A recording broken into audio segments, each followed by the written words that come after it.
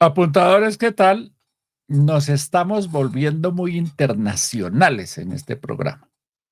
Hace 8 días hablábamos antes de las elecciones de los Estados Unidos, especulando si ganaba Trump, si ganaba la señora Harris y todas esas cosas que había especulaciones antes. Hoy, 8 días después, vamos a hablar del post, del Donald Trump 2.0 y de ese mandato que va a tener además. Eso no lo esperábamos hace una semana, que el hombre va a tener la mayoría en el Senado, la mayoría en la Cámara y la mayoría en la Corte Suprema, en la Suprema Corte. Eso es un poder grandísimo para un presidente de los Estados Unidos y ya empieza a llamar la atención del mundo. Tanto poder en manos de el presidente número 47 de los Estados Unidos, que además empieza a hacer unos nombramientos y unos anuncios muy fuertes, como por ejemplo la jefe de gabinete, que es su mano derecha en la campaña, una señora ya mayor, ya grande, con mucha experiencia al parecer en temas políticos y con mucha influencia sobre los congresistas y sobre los republicanos. Hoy anunció a un embajador en Israel, que es un pastor que nunca ha hecho diplomacia, pero que dicen le podría ayudar a solucionar el problema. Y aquí en el barrio estamos preocupados no, expectantes, porque anuncia que Marco Rubio, casado con colombiana, con hija colombiana, podría ser el nuevo secretario de Estado, que eso es el tercero en la línea de mando, el tercero de a bordo y es una persona que ha tenido públicamente bastantes diferencias con el actual presidente Gustavo Petro. Se han tratado con algunos adjetivos peyorativos de lado y lado bastante fuerte, y eso pues enciende las alarmas en Colombia, porque uno no sabe si eso que antes era participación en campañas y en política ahora se puede convertir en problemas cuando llegue el señor Rubio, si es que llega a ser parte del gobierno. Ahora, una cosa es hacer política y otra cosa es el gobierno, aunque el presidente Petro todavía no entiende eso. Pero bueno, tenemos un súper invitado que don Javier Hermoso les va a presentar. Don Javier, buenas tardes. Ricardo, ¿cómo están todos los oyentes, televidentes? Muchísimas gracias. Sí, señores, me honra mucho presentar al profesor Manuel Alejandro Rairán. Él es docente e investigador de la Facultad de Finanzas, Gobierno y Relaciones Internacionales de la Universidad Externada de Colombia. Es magíster en Diplomacia y Resolución de Conflictos de la Universidad Católica de Lovaina, en Bélgica. Profesor, muchísimas gracias por haber aceptado esta invitación. ¿Cómo se encuentra? Bueno, muy buenas tardes, muchísimas gracias a ustedes por la invitación y para mí es un gusto y un placer pues compartir con ustedes algunas de estas ideas en este marco electoral en Estados Unidos. ¿Usted esperaba que Trump tuviera tanto poder? Realmente no, digamos que para esta segunda contienda que él se presentaba no esperaba que hubiese ganado. También es cierto que, y esto pues me baso sobre las encuestas que se vieron, que siempre era una diferencia de 2 o 3 puntos, que esa diferencia pues era similar a la del error estadístico. Entonces creo que pues fue fuerte, pues digamos no me lo esperaba en la medida de todo el traumatismo que hubo en esa transición de poder entre Trump y Biden, y pues pensé que eso no lo iba a llevar. Y lo segundo, si uno mira las cifras de recaudo electoral, de recaudo de dinero, pues Kamala Harris tuvo una ganancia, una recolección muy amplia de dólares diferente a Trump. Entonces creo que eso también, históricamente en Estados Unidos se plantea que recolectara más dinero tendría una posibilidad de ganar. Y mucho más si el candidato pertenecía al partido que estuviera gobernando. Entonces decía, bueno, parece ser que estructuralmente tenía la posibilidad Kamala, pero realmente creo que el debate no lo supo ni hacer una lectura política acertada en Estados Unidos, y creo que fue también más un error también de los demócratas. Claro, profesor. ¿Qué esperar? Y con esto comenzamos a responder la pregunta de este podcast. ¿Qué esperar con ese poder consolidado que está agrupando Trump? Bueno, yo creo que para el mundo, si lo empezamos como de lo general a lo particular, creo que pues el mundo, por lo que vimos en el primer periodo 2016-2020, pues fue una mayor unilateralismo, poco multilateralismo. Es decir, Trump es de las personas que prefiere tratar la diplomacia a través de digamos, de lo bilateral, Estados Unidos otro, o en su defecto en la unilateralidad, como lo pudimos ver cuando retiró a Estados Unidos del Acuerdo de París, cuando retiró a Estados Unidos, por ejemplo, del acuerdo nuclear con Irán. Entonces creo que por su forma de ser, su carácter y su visión ontológica del mundo, creo que él prefiere más la unilateralidad o la bilateral más que la multilateralidad. Y creo que esto es un impacto fuerte en la medida que hoy el mundo está atravesando por un resquebrajamiento de ese orden liberal internacional. Y pues tenemos una guerra en Ucrania, ¿no? Con Rusia, tenemos otra situación, una ocupación y una situación de Israel en Palestina. Entonces, creo que esas situaciones pues, van a verse sin duda alguna afectadas. Principalmente creo el más afectado será el presidente Volodymyr Zelensky, quien pues desde hace varias semanas ya había planteado en su plan Victoria pues que esta posibilidad de que llegara iba a ser algo perjudicial tanto para Ucrania como para los europeos, porque yo creo que aquí también los europeos están preguntando esa estrategia o autonomía estratégica que buscó Emmanuel Macron desde hace años, no se logró. Trump llegó, no sabemos cuál va a ser la actitud con la OTAN, que recordemos que Trump también fue fuerte con la OTAN. Entonces creo que el más perjudicado en este caso, aparte de lo multilateral, va a ser Zelensky, y creo que el que más va a estar reforzado allí es, en este caso, Benjamin Netanyahu, por los nombramientos que ha planteado el presidente Trump y por su visión y sus acciones que también mantuvieron en su primer mandato. Entonces, eso pues digamos, si queremos empezar por lo global, ¿no? Ya en lo regional pues podríamos abordarlo más adelante, pero creo que también tendría unos impactos considerables. Pero profesor, sería muy interesante porque el unilateralismo del que usted menciona sería muy aplicable a un regionalismo en América Latina para que él no tenga que lidiar con país por país, ¿no le parece? Es decir, que siga considerando a Centroamérica y Suramérica como una región, ¿no? ¿Usted cómo ve esa posibilidad de que tengamos que unirnos con centroamericanos y el resto de Suramérica para poder dialogar con Trump? Bueno, pues esa es una muy buena pregunta y digamos que aquí tenemos que irnos un poco más atrás de Trump. Yo creo que desde hace años, creo que desde el 2008, 2009, cuando llega Barack Obama, América Latina ha perdido importancia en la agenda estadounidense en Washington. Realmente hoy lo que le importa en la agenda estadounidense es Centroamérica, y principalmente por dos temas: migración y narcotráfico. América Latina está muy relegado principalmente, y creo que pues, y que digamos esa unilateralidad de Trump se evidencia también de acuerdo a los intereses, porque Trump es un tipo muy transaccional del comercio. Entonces, por ejemplo, esa bilateralidad la vimos con México y con Canadá cuando él renegoció lo que conocíamos como el NAFTA, el acuerdo de libre comercio entre estos tres países, y eso lo hizo Trump con el propósito de traer toda esa inversión en China, y los centros, digamos, actualmente los centros productivos de Estados Unidos se encuentran en México, que son muy importantes. Pero digamos, dependiendo, digamos que esa negociación bilateral se hizo porque tenía un tema en específico, que era el tema de producción, ¿sí? En América Latina creo que es mucho más difícil por varias razones.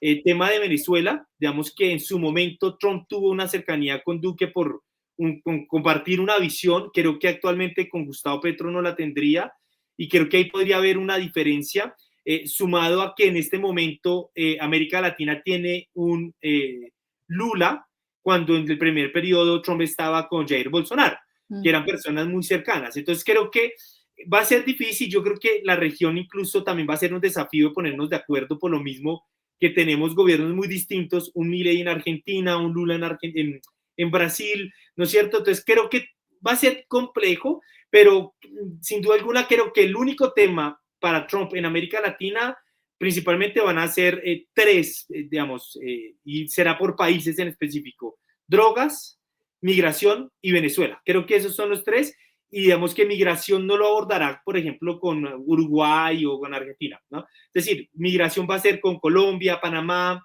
¿no? Ya el tema, por ejemplo, de drogas ya podría abordarlo Colombia, Perú, Ecuador, que también tienen una situación adversa en esto. Entonces, creo que va a ser muy tema puntual. Y precisamente sobre el tema de Venezuela, ¿qué se puede esperar? Es decir, que se endurezca más sanciones económicas, que se haga o que se haga el de la vista gorda, porque de todas maneras Estados Unidos tiene muchos intereses petroleros en Venezuela con sus grandes multinacionales. Hay muchas cábalas sobre el particular. Muchos dicen que no va a pasar nada, otros dicen que Maduro ya lo debe estar pensando, que por eso quiere, no sé, vender algunas empresas como Monómeros, que está como muy preocupado. Pero sí hay razones para preocupar o para que vamos a seguir en este statu quo.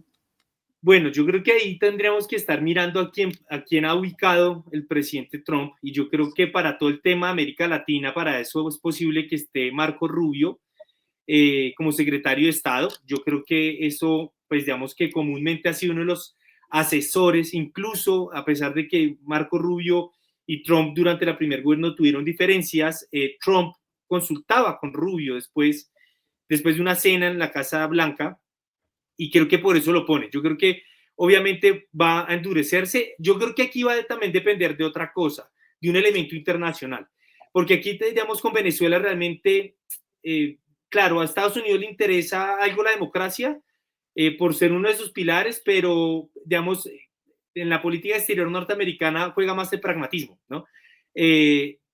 Y creo que ahí el tema, más que la democracia, va a ser temas de petróleo, cómo la guerra ruso-ucraniana puede afectar eso, no lo puede afectar. Entonces creo que esa variable internacional podría también minar o no, digamos, cómo se vaya dando esta situación con Venezuela. Creo que obviamente Venezuela pues debe estar hoy cuestionándose porque Trump es de mano dura, Marco Rubio es de mano dura en relación con lo de Nicolás Maduro, y creo que además hay otro elemento dentro de ese escenario político, y es que las elecciones en Venezuela fueron este año y a hoy no hay claridad. Pues digamos, Nicolás no ha mostrado las actas, existe todavía esa incertidumbre, eso que queda abierto, y creo que eso en última le da narrativa, le da espacio político a Trump para también hacerle un tema directo a Venezuela. Pero hay una diferencia, que en este momento en Colombia hay un presidente que es Gustavo Petro que no comparte esa visión, que sí lo vimos durante el gobierno de Duque. Todo eso yo creo que tal vez a ver un ritmo distinto. Pueda que el primer año de Trump no sea tan directo con Nicolás Maduro, dependiendo de las elecciones en Colombia, pueda que esa posición también cambie, ¿no? Porque si llega de pronto una persona muy cercana a estas visiones de Trump, pueda pues que nuevamente se hable del cerco diplomático que se habló en su momento. Entonces creo que dependerán de varios elementos, pero yo sí creo que de acuerdo a lo que ha planteado del gabinete, sin duda alguna, América Latina tendrá bastantes halcones fuertes como Tom Homan, quien va a ser el zar de las fronteras, que es una mano dura, que ya ha trabajado sobre este tema, y un Marco Rubio que también puede estar allí dirigiendo la política en América Latina, en especial el tema de migración. Profesor, yo quisiera que profundizáramos en ese mensaje que está mandando al mundo el presidente electo, porque nombró a Susie Willis, que es una mujer de 67 años con todo el recorrido asesorando a políticos, y que lo primero que le dijo es: yo soy la que defino quién entra y quién no entra a la casa, a la Casa Blanca, iba a decir que a la Casa de Nariño, y nombró su secretaria del Departamento de Seguridad también, o va a nombrar a una mujer que es la que va a tener el tema de la seguridad de las fronteras, de la aduana. Nombra también a otra mujer en la embajada ante la ONU, y además a Tom Homan y a Marco Rubio.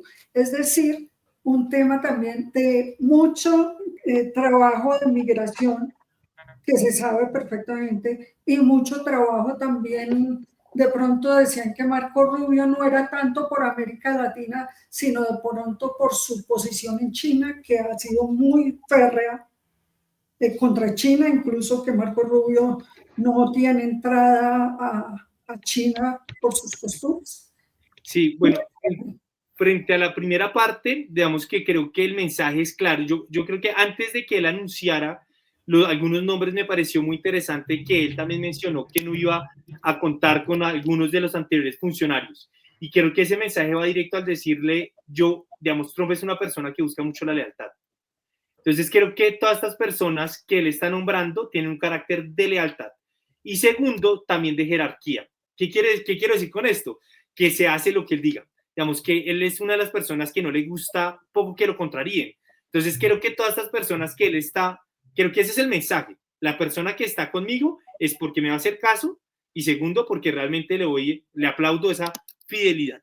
Y creo que en el marco de esa lógica, lo que está planteando Donald Trump, sin duda alguna, es, por ejemplo, Susie Wiles es una mujer, como bien usted lo mencionaba, es una persona que incluso ella no le gusta hablar en público, igual cuando Trump ganó, incluso Trump le pidió que hablara, ella dijo, yo no hablo, es una mujer que está del poder tras del poder, ¿no? Es una persona muy interesante realmente también de conocer, de explorarla en todo ese mundo estratégico. Ella tuvo alguna relación con Marco Rubio en un momento, también lo asesoró, después se distanciaron, pero digamos que ha sido una mujer muy, muy centrada en el Partido Republicano, muy fuerte. Yo creo que lo de Elise Stefanik, que es la embajadora ante las Naciones Unidas, ella es una mujer también muy aliada y que por eso decía que busca mucho la fidelidad. Stefanik, ella fue congresista, fue representante a la Cámara desde el 2014 y ella acompañó todo el proceso del impeachment en contra de Donald Trump por el asalto al Capitolio. Entonces ella, pues creo que es parte de esa gratitud por dar la pelea dentro de la Cámara de Representantes en contra del impeachment. Lo segundo es que también es una persona muy joven, fue la primera mujer en llegar a un cargo en la historia de Estados Unidos en estos asientos políticos, pero el tema de Stefanik es que no tiene alta experiencia ni en lo diplomático, ni en la política exterior, ni en temas de seguridad nacional. Ahora bien, creo que su nombramiento también está atado a otro tema, que ella es una mujer muy fuerte y muy, digamos, respalda fuertemente a Israel, muy fuerte a Israel. De hecho, incluso ella entre la Cámara estuvo en contra, llamó a rectores de diferentes universidades para que se presentaran por permitir los campamentos de jóvenes estudiantes que estaban respaldando a Palestina. Y es una mujer abiertamente a favor de lo que hoy Israel hace. Entonces creo que también ponerla allí envía un mensaje a esta organización que ella misma ha dicho, Naciones Unidas es antisemita, ¿no? Vuelve el mismo discurso del señor Benjamin Netanyahu. Entonces creo que ahí también puede ser una conexión bastante fuerte. Y lo de Marco Rubio, yo creo que, pues lo de China, digamos que yo creo que la Casa Blanca y diferentes organismos también tienen muchos asesores, digamos, ellos tienen asesores por hemisferio. Y hay gente creo yo, gente muy más preparada incluso en temas de China que Marco Rubio. Yo soy de los que cree que Marco Rubio está más que todo por América Latina, por lo mismo que ustedes comenzaban mencionando, lo que decía Ricardo al inicio del programa. Es por su cercanía con Colombia, es por su cercanía, es hijo de papás cubanos, ¿no? Entonces tiene una relación clara en eso, que además también durante el Senado él sacó algunas propuestas sobre migración. Hubo una propuesta bipartidista en la que buscaba legalizar a algunos migrantes y pues digamos que creo que es más su cercanía y que además ha sido muy claro en contra de los gobiernos de Nicaragua, Cuba y Venezuela. Entonces, y creo que en la región tiene una mayor receptividad de él que tal vez en China, ¿no? Creo que también para uno plantearle una pelea a China, uno también tiene que ser conocido un poco más en ese hemisferio, en esa parte del mundo. Entonces creo que eso no lo tiene Marco Rubio. Y hay otra cosa que me parece muy interesante que Ricardo al inicio y Javier mencionaban al inicio del programa y que me gusta traerlo a colación. Marco Rubio tiene una entrevista que creo que se la ofreció hace poco a CNN.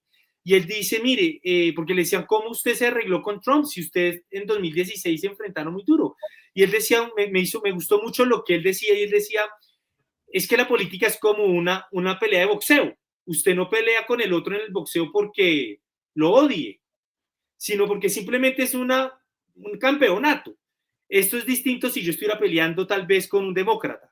Entonces, lo que quiero decir es ese pragmatismo también que Marco Rubio maneja, que puede también ser fuerte en algunas posiciones, pero que también parece abrir un poco la puerta para el diálogo. Entonces, creo que eso podría venir más que todo para América Latina. En ese orden de ideas, profe, el tema de la migración, ¿se puede esperar que sea tan duro como parecía en el discurso en la campaña o simplemente eso era para marcar diferencia con Biden y con Harris? ¿Por qué lo digo? Porque el presidente Petro, que se cree el líder del planeta, dice que le hizo una propuesta al presidente Trump, que no me parece salida es lógica, es sentido común, para que no se vayan para allá los salvadoreños, los venezolanos, los colombianos, pues hay que generar empleo abajo si no quiere que se le llene el país de inmigrantes. ¿En dónde está el punto de equilibrio para esa población si el señor Marco Rubio llega? Por lo que usted está diciendo, él pareciera ser más de una combinación de cosas, porque es consciente de que hay muchos letreros para ciertos oficios en Estados Unidos que no se consigue gente si no va de estos países pobres. ¿Cómo cree que va a pasar ese tema de la migración? Lo pregunto porque hay muchos oyentes en todos estos países seguramente pendientes de qué señales atender. ¿Nos van a devolver a todos los migrantes? ¿Va a haber una combinación? ¿Cómo cree que se va a manejar eso? Pues, digamos, el mensaje de Rubio y de Trump es como que tiene que tener miedo ese que esté de ilegal, es decir, el que esté realmente metido allí. Hay un cambio, sí, creo que en la narrativa que se lo escuchaba a Hoffman, que él planteaba a Hoffman, él dice que la salida de los migrantes no va a ser como se hizo en el primer momento en la separación de familias. Eso es lo primero. Lo segundo, lo que Tom Homan ha planteado es que en su política lo que apunta no es ir a hacer redadas casa por casa, como en algún momento se planteó, sino que, pues, no sé cuál de las dos es peor, pero él lo que plantea es hacer redadas en centros de trabajo. Entonces es ir a lugares en Estados Unidos, hay lugares donde la gente se acopia para buscar trabajo y la gente va y los busca. Entonces ir a esos puntos como hacer esas redadas. Y pues en última lo que él plantea es seguir con el proyecto 2025, que fue un proyecto que se implementó para el tema de la migración, que eso también trajo una cosa. El proyecto que se planteó fue, vamos a legalizar a unas personas que ya llevan un tiempo y a partir de ahí vamos a empezar un nuevo proceso de migración. ¿Sí? Creo que eso va a ser de esa manera porque además, Ricardo, como usted lo menciona, por ejemplo, hay muchos estados que requieren principalmente para la agricultura. Mano de obra. Mucha gente de Centroamérica y Latinoamérica y que saben que si necesitan pues mantener los niveles de competencia, pues necesitan de alguna manera u otra pues a la población. Entonces creo que va a ser un tema regulado y yo creo que aquí hay un tema, yo creo que con Gustavo Petro, que lo mencionaba Ricardo ahorita, creo que es lo único que coinciden realmente entre Gustavo Petro y Trump. Ellos coinciden en la regulación de la migración. Y esto no lo digo porque lo haya dicho Petro o lo que plantee Petro. Digamos que aquí también es importante mencionar que en el gobierno anterior se creó el Estatuto del Migrante bajo el gobierno Duque y que eso fue, pues digamos, fue un avance muy interesante. Lo que hizo fue Gustavo Petro a partir de eso fue intentar de crear un estatuto especial para los colombianos. ¿Cuál es el problema de Colombia? Colombia también necesita que eso se regularice, ¿sí? Que sea una migración regulada. ¿Por qué? Porque está clarísimo que, por ejemplo, en el tapón del Darién, muchos grupos armados ilegales, la violación hacia mujeres, trata de personas, entre otros, pues es un problema que realmente es muy complicado, tanto para el país como para el migrante. Entonces, sin duda alguna, la solución es regularla. La manera es cómo. Y ahí va la diferencia. Para Colombia tener una mayor regulación, lo que necesitamos son dos cosas. Primero, tener un contacto, pues digamos, más frecuente con Ecuador y Perú, porque por ahí también viene mucha gente de otras partes del mundo, tanto principalmente haitianos como africanos. Y en estos países no hay restricción para ingreso. Y eso sube. Entonces, es un problema. Entonces, mayor cooperación de Colombia hacia abajo. Y lo segundo, que es creo que el principal problema para el país, es que Colombia no tiene ni los hombres ni el dinero para hacer un control efectivo territorialmente en temas de migración. y eso para eso sí se requiere mucho dinero. ¿Sí? El tapón del Darién pues es difícil, es una zona compleja pues, digamos, de vigilar, y pues digamos que Colombia tampoco cuenta con todas las herramientas. Entonces creo que va a ser un punto, pero yo creo que también esto dependerá también de cómo Cancillería pueda gestionar en el caso de los colombianos ese estatuto especial para que no se expulsen a los colombianos principalmente, en especial para nosotros, pero creo que también será la continuación del proyecto 2025, y es darle algunas opciones a las personas que ya llevan un tiempo que se legalicen, y pues a partir de ahí sí empezar pues, a expulsar a los que no tengan papeles.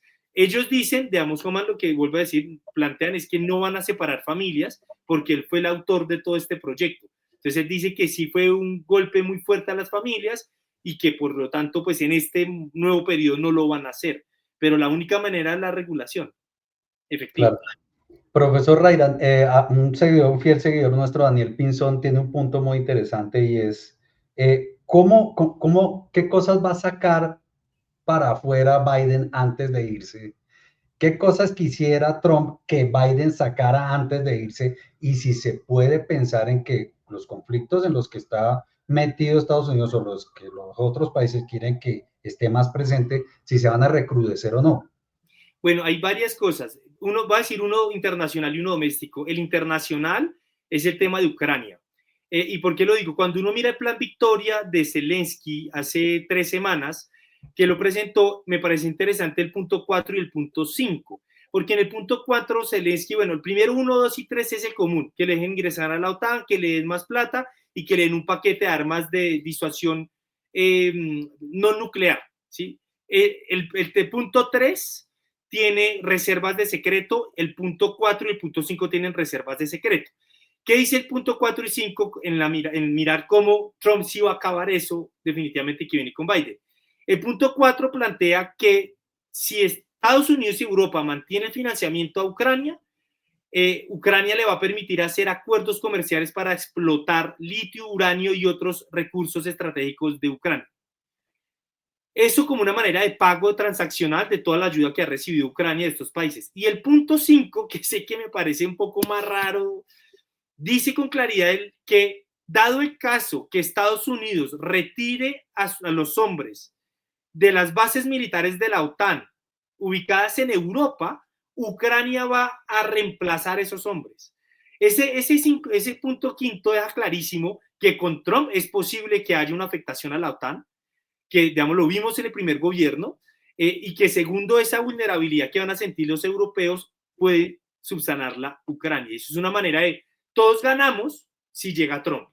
Entonces creo que lo primero, y creo que por ese plan lo que buscaba Zelensky era, antes de que llegue Trump, envíeme todo lo que pueda de armamento, todo lo que pueda, porque sé que con Trump se puede dificultar.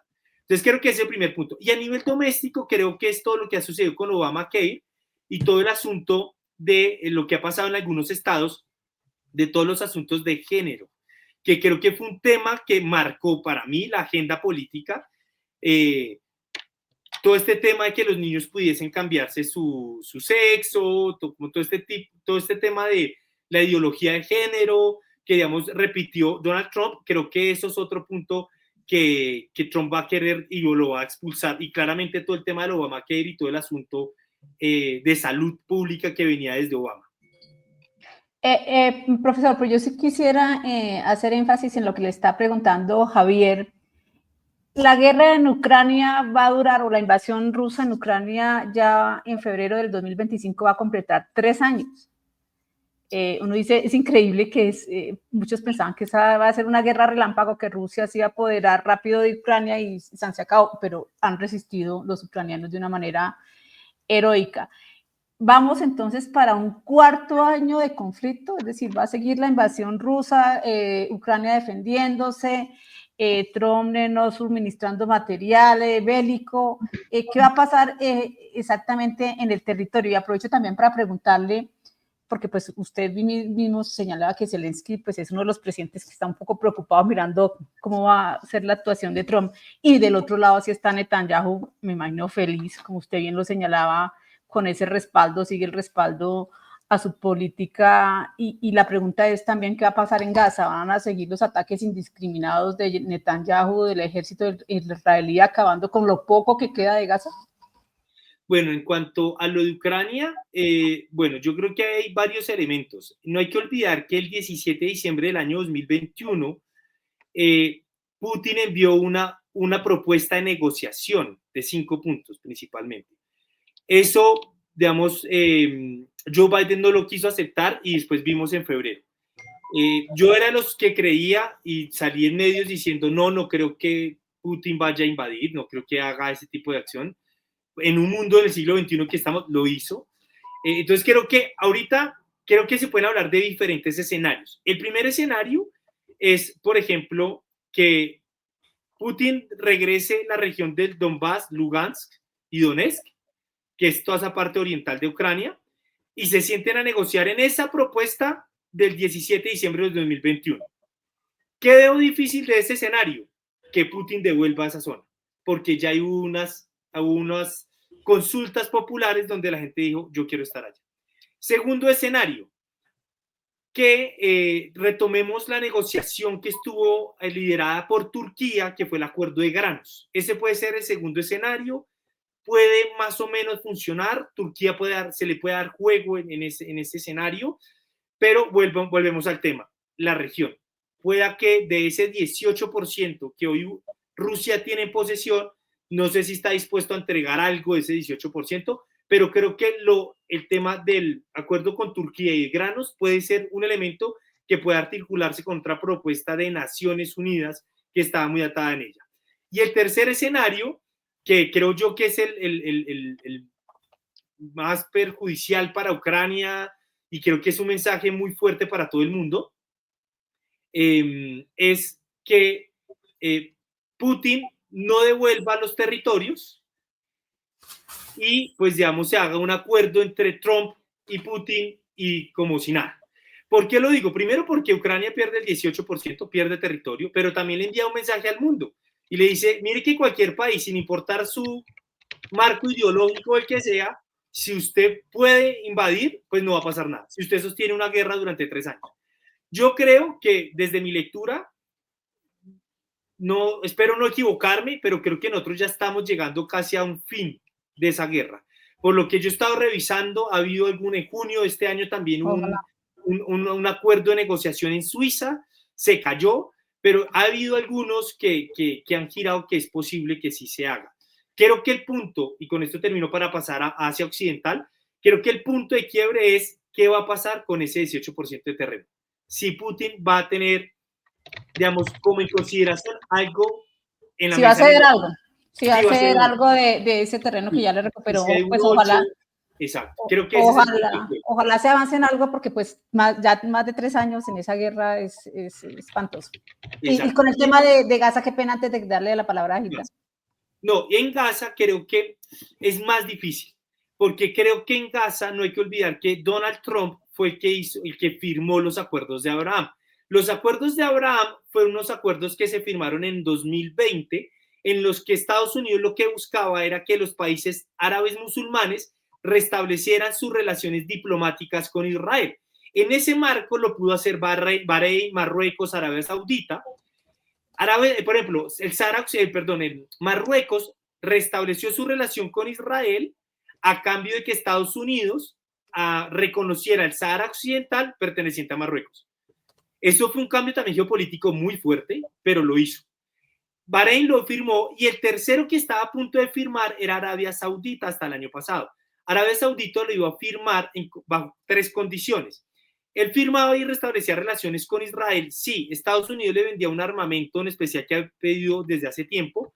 Segundo, sí, le permitía construir arma nuclear a Arabia Saudita.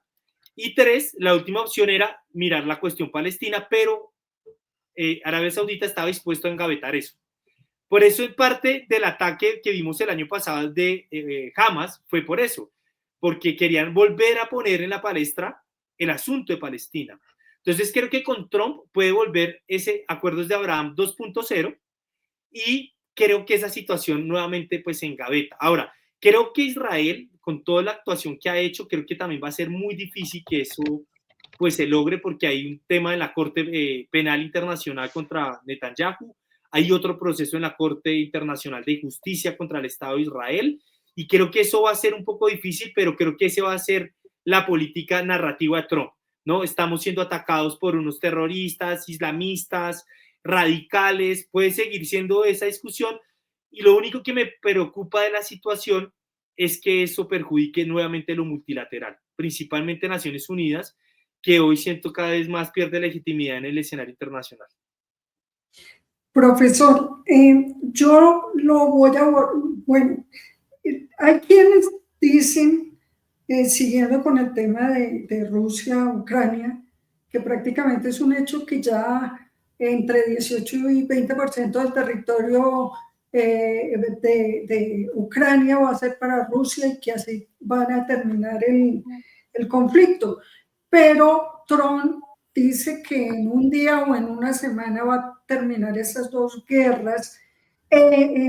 Petro dijo que con el ELN en un año iba a terminar en un acuerdo. ¿Usted cuánto cree que se va a demorar finalmente ese conflicto en Ucrania y el otro en el Oriente? ¿Si es capaz Trump o en cuánto tiempo es más? Yo creo que a los presidentes les pasa mucho eso, que se sobreestiman. Se sobreestiman por su ego, porque sí, su autoestima tal vez, no sé. Sí, recuerdo, Gustavo Petro dijo que en un año, Trump dijo que en 24 horas iba a acabar Ucrania, el conflicto de Ucrania. No, yo creo que la verdad eso va a tomar más tiempo. Ahora, también es cierto que Trump tiene unas capacidades de negociación bien interesantes y eso tampoco no creo que lo saquen en 24 horas como él lo dijo, pero creo que puede ser un reto, porque yo también creo que hay otra cosa. Yo diría que tal vez en un año, en la medida que, pues creo que Putin también está abierto, Putin nunca ha cerrado las puertas para el diálogo, entonces creo que, y que además hay otra cosa. Si Trump quiere hacerle frente directo a China, tiene que cerrar el frente con Rusia. Porque hoy Estados Unidos no puede tener dos frentes abiertos al mismo tiempo. No tiene la capacidad, ni económica, ni militar, ni política. Entonces yo creo que si Trump, yo por eso digo, hoy se habla que Trump quiere subir el 60% de aranceles a China. Y si va a empezar ese conflicto comercial con China, él tiene que reducir otros conflictos. Y sin duda alguna, Rusia tiene que volver a hacer la estrategia que hizo en su momento Ronald Reagan, sí, creo que fue Ronald Reagan, si no me falla la memoria, cuando dividió a la Unión Soviética de los chinos, ¿no? A la Unión Soviética de Mao. Entonces, para debilitar a la Unión, pues renegoció con China y separó a los chinos de la Unión Soviética. Entonces, yo creo que pasaría lo mismo. Yo diría que posiblemente en un año, dependiendo de la actitud también que llegue Trump, creo que pues, Putin tiene toda la posición, toda la actitud de negociar, pero todo dependerá de esos mínimos a los que se llegue ese punto de negociación. Y creo que el determinante en eso es China. Es China. O sea, si Estados Unidos no logra tener dos frentes, y también tocaría mirar ahora esa relación entre los chinos y los rusos, porque creo que los BRICS también ha habido un tema bien interesante fortalecido de los BRICS, y no sé, pues yo creo que igual a China le conviene también que Ucrania y Rusia cesen, porque el aliado principal en temas comerciales de Ucrania es China. Entonces, claramente a China también les conviene que los ucranianos cesen. Entonces, creo que eso lo vamos a depender de esa relación con China. Profesor, yo quería preguntarle una opinión en torno a la compra de aviones militares que pretende hacer Colombia para renovar su equipo. ¿De qué oportunidad se estaría perdiendo Colombia? ¿Qué beneficios, qué ventajas de no comprarle aviones de fabricación estadounidense en su relación con Estados Unidos? Bueno, pues yo creo que principalmente las relaciones con Estados Unidos son comerciales y militares, y claramente en eso sería para respaldarlo. Yo creo que hay dos criterios. El primero es que, pues que esos aviones lleguen en buen estado, porque realmente Colombia comúnmente termina comprando aviones o indumentaria militar un poco ya vieja, un poco ya defectuosa. Entonces creo que ese es un primer criterio, sea primero para los Estados Unidos o cualquier otro país, que sea un armamento que nos sirva, que esté servible y de alguna manera con una tecnología, no sé si en punta, pero sí que nos sirva para este siglo XXI. Y lo segundo es que yo creo que también esa compra de Estados Unidos, yo no sé si lo tenemos que ver en el marco de ese giro que ha hecho Gustavo Petro durante los últimos meses. ¿Y por qué lo digo? No hay que olvidar que el 10 de octubre Colombia públicamente mencionó que estaba interesado en ingresar a la ruta y la franja de seda de China. Entonces, pueda que esa compra también de aviones sea una manera de mantener ese equilibrio, ¿sí? Porque no sé con Trump, con Biden no dijo nada, con que nosotros estuviéramos mirando hacia China tan abiertamente. No sé con Trump. No sé si tal vez la compra de estos aviones puede estar como, bueno, aquí juego un equilibrio, ¿no? Voy por aquí, pero también doy algo para allá. Puede ser ese juego pragmático, pero sí creo que Colombia los necesita. Yo creo que Colombia en términos militares requiere un asunto militar y que creo que requiere más plata, o sea, generación de dinero, de riqueza, pues para mantener todos los frentes, el militar y lo social. Pero Porque, impulsaría mucho las relaciones con Estados Unidos si se le compra esos aviones, ¿no? A sí, Estados Unidos. sí, correcto. Entonces creo que podría ser en ese equilibrio, en ese juego de equilibrio que me parece interesante y que si mi memoria no me falla, Colombia históricamente esos juegos no los ha hecho. Colombia siempre ha estado muy pro Washington. Y han sido muy pocos los gobiernos que se han dicho, bueno, ¿y qué pasaría si yo me voy por acá? O sea, y lo menciono, por ejemplo, Colombia rompió relaciones con Israel y Israel es un aliado principal de Estados Unidos y nosotros mantenemos la relación con Estados Unidos. O sea, desde Estados Unidos no nos ha dicho algo por romper las relaciones con Israel, ¿sí? Eso uno. Lo otro, por ejemplo, Estados Unidos también bajo el gobierno de Joe Biden y Gustavo Petro, que eso no fue una tarea solo de Petro, también viene Juan Manuel Santos, el cambio de lo que sucedió en el consenso de Viena en marzo de este año, que por primera vez en el consenso de Viena de la política de drogas se votó. Eso fue lo primero. Lo segundo, por primera vez Estados Unidos reconoció que iba a mirar la posibilidad de cambiar el enfoque de la lucha contra las guerras, el enfoque de la guerra contra las drogas, pasando de un enfoque militar a un enfoque más de salud pública. Y el tercero, por primera vez se permitió en el consenso de Viena que el Comité de Derechos Humanos de Naciones Unidas hablara de la relación drogas-derechos humanos. Entonces creo que ese pragmatismo lo vimos en este gobierno, en el actual gobierno de Petro, pero no sé si esto con Trump se pueda seguir haciendo, la verdad. Sí.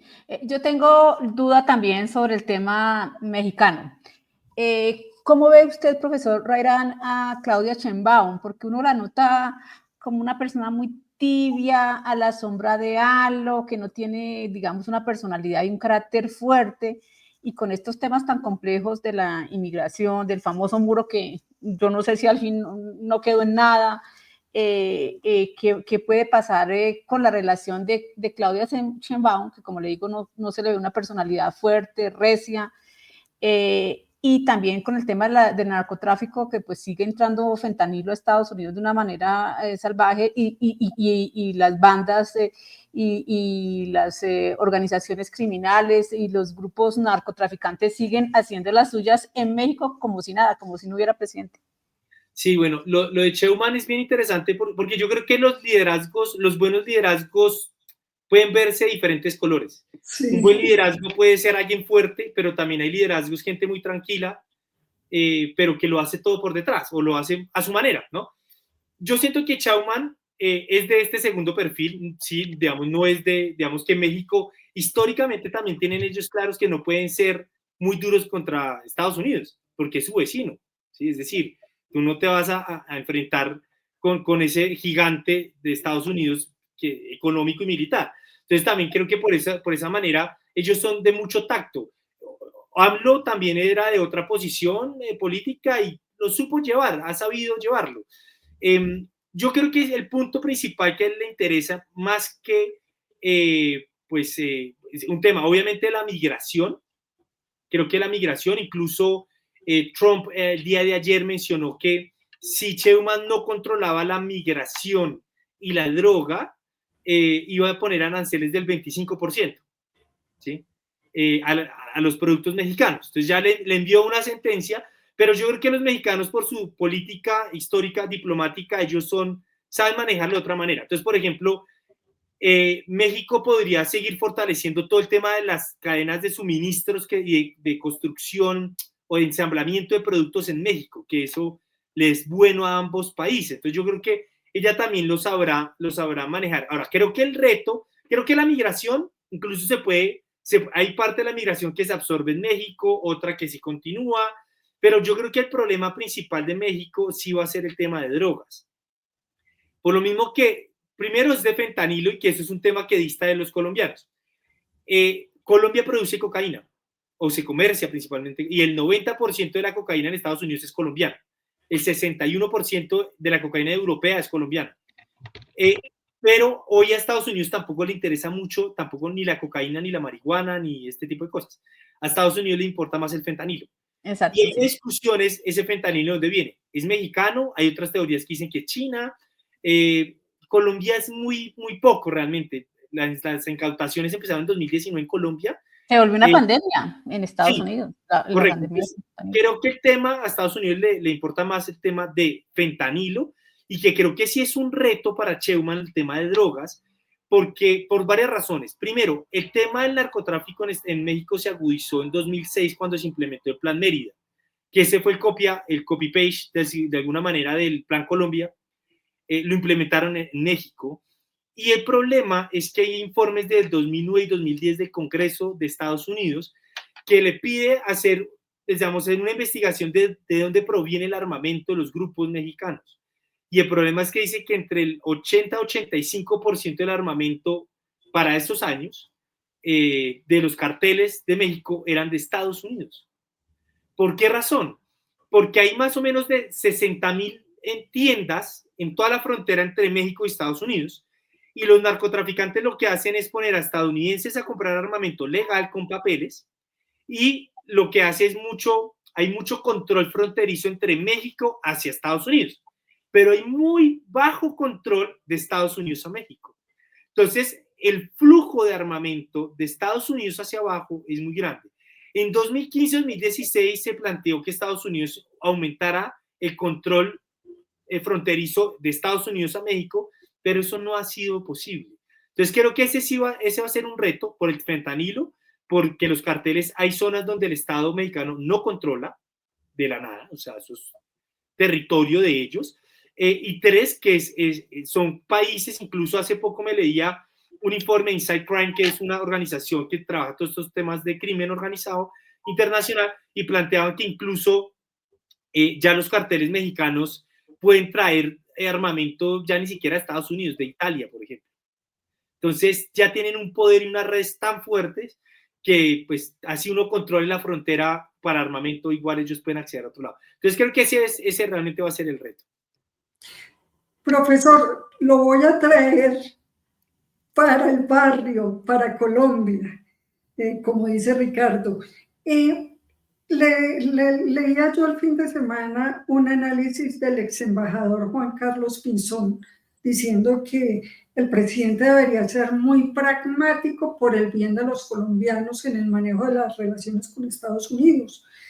Pero cuando uno ve, por ejemplo, la postura de Marco Rubio, que no estuvo de acuerdo con el presidente saliente Biden, de que sacaran a las FARC de la lista de terroristas, cuando Marco Rubio ha dicho, es partidario del recorte de la ayuda a Colombia, cuando de pronto comienza otra vez el temor de que Colombia sea desertificada por sus resultados en la lucha contra el narcotráfico, y además se suman temas como Pegasus o lo que acaba de pasar hoy, de que se nombran 17 ex paramilitares vinculados también con el narcotráfico, como Don Berna, Jorge 40, Cuco Banoy, HH, Macaco, sumado a Salvatore Mancuso, y etcétera, etcétera. ¿Usted sí cree que el presidente va a ser pragmático en primer lugar, y segundo, que Estados Unidos se va a comer todos esos sapos de que estén nombrando a todos estos personajes como gestores de paz? Claro. Bueno, yo creo que es una muy buena pregunta porque además es bien, bien compleja. Yo creo que sin duda alguna Colombia tiene que entender dos cosas, y esto es en términos generales y aterrizo con Gustavo Petro. El principal problema de Colombia en términos de política exterior es que Colombia no tiene una política exterior de Estado. Y eso pasa mucho, que vemos un gobierno que va para acá, otro gobierno que va para allá. Entonces, hasta que Colombia, la academia, los políticos, la Cancillería, entre otros actores, no nos centremos realmente a construir una política exterior de Estado, vamos a tener ese temor de qué va a pasar si llega este el otro. Eso es lo primero. Lo segundo es que tenemos que tener claro que Colombia tiene que manejar una política, sea que el gobierno que sea pragmática. Porque yo creo que desde mi lectura, el daño que le hizo Iván Duque a la política exterior fue muy fuerte, porque fue ideologizada, se ideologizó. Y yo creo que un tema de la historia que uno puede aprender de las relaciones internacionales es que con el enemigo o con el adversario es donde uno más tiene que dejar la puerta medio abierta. Los soviéticos y los norteamericanos nunca cerraron la puerta de negociación, por más problemas que tuvieran. Nunca la cerraron. Entonces creo que la ideologización, sea de derecha o sea de izquierda, es muy perjudicial para la política exterior. Entonces yo creo que eso sí. Creo que Gustavo Petro ha ido aprendiendo. Digamos, ¿por qué lo digo? Cuando uno mira, yo he mencionado en varias ocasiones en algunos medios, digo, Gustavo Petro tiene que primero manejar el pragmatismo completamente. Segundo, dejarle a la Cancillería, a la cartera correspondiente, los temas diplomáticos. Creo que eso lo he ido aprendiendo, porque cuando lo vemos desde que inició, Gustavo Petro empezó a cazar peleas con Bukele, no recuerdo. Milei. Con Milei, correcto.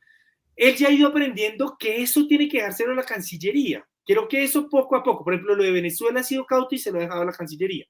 Pero además tiene que dejárselo a la Cancillería para respetar las tareas de esta cartera, pero también porque ambos, tanto Trump como Petro, son personas explosivas y son personas que les gusta el Twitter también. Entonces creo que en eso tiene que ser muy estratega Gustavo Petro. No sé si lo vaya a hacer, yo espero que lo haga, si sigue con la misma conducta que lo ha hecho, porque de lo contrario, si no lo hace, creo que afecta mucho las relaciones entre ambos países y creo que eso es lo que menos necesitamos en este momento. Ahora, en el caso del otro tema, de Mancuso y todos estos temas, no hay que olvidar, la política exterior estadounidense es bien, bien interesante estudiarla porque ellos tienen una narrativa muy apasionante de la libertad, la democracia, etcétera, etcétera, pero en sus prácticas es muy pragmático. ¿Y por qué lo digo? Porque no hay que olvidar que Estados Unidos apoyó, por ejemplo, el acuerdo de paz, ¿no? Estados Unidos estuvo apoyándolo con Obama, con Trump, digamos que casi poco nada se involucró en el asunto, realmente dejó que se hiciera. Y creo que, pues, digamos que en eso no afectaría, porque además también entiendo que los estadounidenses saben que si Colombia hasta que no tenga una paz interna, los negocios tampoco se pueden desarrollar. O sea, hasta que en Colombia no se pueda desarrollar la industria en otras zonas, porque eso está cooptado por algún grupo armado, pues es muy difícil. Entonces, creo que eso lo va a tener. Yo creo que igual para Estados Unidos eso no es un tema, para serle sincero, pues prioritario, un tema pues determinante. Y no creo que marque, creo que va a marcar. Ahora, si esto sí se relaciona con grupos narcotraficantes y todo este tema, creo que ahí sí creo que Estados Unidos pues se metería, porque digamos que es un tema que le importe, le atañe, pero de lo contrario, pues ya eso se lo deja a Colombia para mismo lo haga. Ahora, creo yo, y con esto termino, creo que sí un tema que me genera mucho ruido es lo de Pegasus. Realmente lo de Pegasus es un tema que le he estado haciendo mucho seguimiento, pero que además veo que cada respuesta es peor, ¿sí? O sea, como que no había quedado claro, se había dicho que la plata no había salido, luego reportaron que sí, que los aviones salieron, cómo se manejan 11 millones de dólares, así como de la nada en un avión, cómo es posible que Presidencia no sepa de esto, que el general no quiera hablar, ¿no? O sea, eso genera mucho ruido. Pero además después dicen, no, es que fue Estados Unidos que lo compró. Entonces uno dice, bueno, pero espere. Es decir, Estados Unidos maneja esas sumas de dinero acá así con tranquilidad, nos deja con pues, eso en el primer punto. El segundo asunto que deja entonces es, hoy no sabe quién tiene Pegasus. Entonces, Estados Unidos y la inteligencia, Estados Unidos y colombiana, pues deja mucho que desear. O sea, ¿cómo así que no se sabe quién lo tiene? Entonces, ¿qué pasa con los oficiales encargados de la Embajada de Estados Unidos en estos temas que nadie sepa? O sea, le deja uno inquietudes de cómo funciona y cómo así que nadie lo sabe, ¿no? Pero además otra cosa, dicen, no, estábamos en la lucha contra las drogas, pero es que Colombia siempre ha estado muy presto a eso. El gobierno de Duque estaba trabajando en eso. Entonces, creo que hay mucho por hilar, creo que todavía faltan muchas etapas por conocer de Pegasus, y que creo que ahí, con esto termino, creo que lo más sano, para no generar tampoco mucho problema en términos de explicaciones, es pedirle una explicación a la embajada, una citación, decirle a la embajada, cuéntanos, ¿qué pasó? O sea, queremos una respuesta además que la merecemos, porque ellos son una embajada en nuestro territorio, en un asunto nuestro, que claro, ellos trabajan de manera cooperativa, pero creo que lo más sano es que nos cuenten qué pasó, qué es lo que sucedió con eso y aclarar inquietudes. Profesor, sigamos hablando del manejo pragmático que le debe dar Petro. ¿Cómo espera que bajo la administración Trump las votaciones en Naciones Unidas o en la OEA sean hechas por Colombia? Es decir, ¿van a favorecer los intereses de Estados Unidos o se va a seguir oponiendo o va a ser una cosa ambivalente? No sé. Bueno, es interesante porque además Colombia ahorita tiene, si no estoy mal, son 10 presidentas pre-tempore. Es decir, que Colombia ahorita se le abre un panorama muy importante en los diferentes organismos regionales.